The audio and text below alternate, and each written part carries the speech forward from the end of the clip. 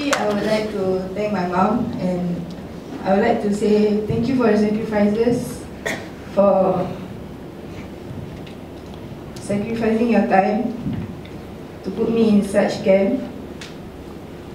I think that you have gone through a lot of pain ever since you are pregnant to me, and what's more that you have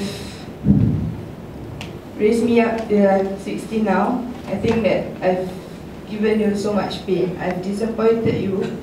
I think that I've been so self-centered. And I think after this camp, during this camp, I learned a lot, and I really appreciate my parents' sacrifices. Yeah.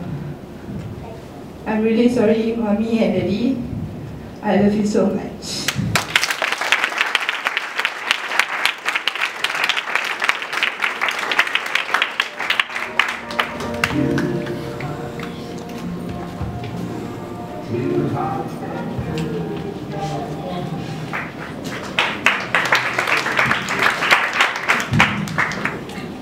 Okay, proud to say that my parents are third row and in front.